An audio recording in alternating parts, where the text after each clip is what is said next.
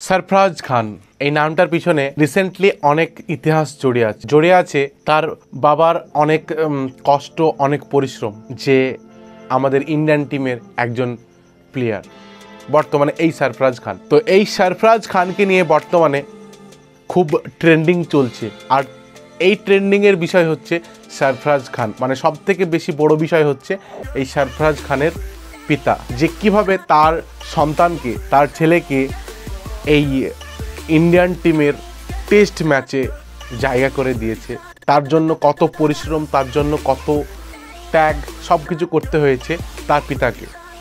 আর সেই তার পিতা তাকে এই সাফল্যতা বা এই টেস্ট ম্যাচ খেলতে স্বচক্ষে দেখছে, আর সেই দেখাতে তিনি কেঁদে ফেলেছে, যার কারণে এই সরফরাজ খান সহ তার পিতা ভাইরাল হয়েছে। তো এই সরফরাজ খানের পিতা কে?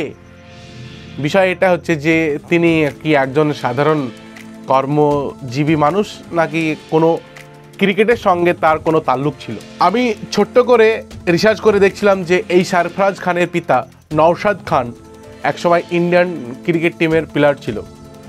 সচিনের সময়কাল থেকে এই নওশাদ খান ক্রিকেট খেলে আসছে, কিন্তু কিছুদিন খেলার পর তার পারফরমেন্স ভালো না থাকার কারণে সেখান থেকে স্থগিত হয়ে যায়। কিন্তু তিনার মনে একটা বিশাল বড় স্বপ্ন ছিল যে আমি যে জিনিসটা পারিনি, বা আমি ইন্ডিয়ান টিমের হয়ে যে অ্যাচিভমেন্টটা পাইনি, সেটা আমি চাই আমার সন্তান পাক। তো যখন এই খেলাটা শুরু হলো, এই শুরুর আগে যখন ইন্ডিয়ান টিমের জার্সি পরে সরফরাজ খানের ফার্স্ট ডেবিউ ম্যাচ খেলছিল এবং যখন ক্যাপটা পরানো হলো, তখন তার বাবার চোখে কান্না চলে আসে। আর এই দৃশ্যটা ইন্ডিয়ান ক্রিকেট টিমের প্লেয়ার সহ প্রতিটা মানুষের কাছে এক প্রকার ইন্সপিরেশন হয়ে দাঁড়িয়েছে। তখন মানুষ এই সরফরাজ খান আর এই নওশাদ খানের প্রতি একরকম কিউরিওসিটি জাগতে শুরু করে, যে কিভাবে এই মানুষটা তার ছেলেকে এই জায়গাতে নিয়ে আসলো।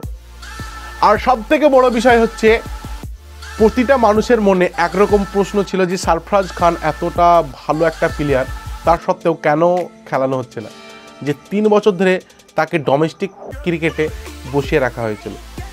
আর তার সাফল্যটা যখন পেল সরফরাজ খান, তখন একরকম ঝলক দেখিয়ে দিল তার, যে ইন্ডিয়ান ফার্স্টেড মানে ডেবিউ ম্যাচে ফার্স্টেড হাফ সেঞ্চুরি করার এই প্রথম সরফরাজ খান। এই নয় যে ফার্স্টেস্ট হাফ সেঞ্চুরি করা প্লেয়ার এই সরফরাজ খান প্রথম। এই হাফ সেঞ্চুরি করার পর মানুষকে তাক লাগিয়ে দিল যে হ্যাঁ, সরফরাজ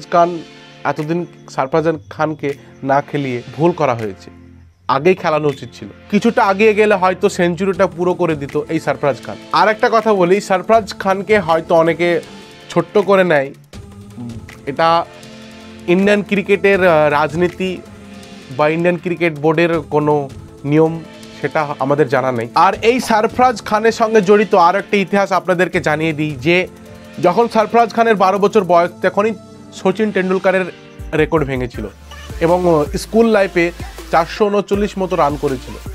আর এই বিষয়টা যখন আমাদের বলিউডের কিং খান শাহরুখ খানের কাছে পৌঁছায়, তখন এই সরফরাজ খান সহ তার পিতাকে আমন্ত্রণ জানিয়েছিল শাহরুখ খানের বাড়িতে মান্নাতে, এবং সেখানে রাতের ডিনার করার পর শাহরুখ খান তার সিগনেচার করে, একটি ব্যাটে সিগনেচার করে সরফরাজ খানকে দিয়েছিল। সেটাও এই ছবিতে আপনারা হয়তো দেখতে পাচ্ছেন।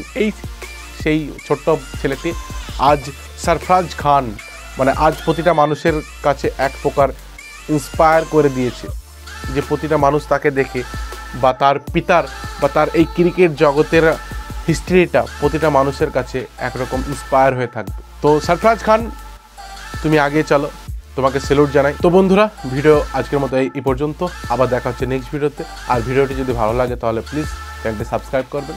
জয় হিন্দ।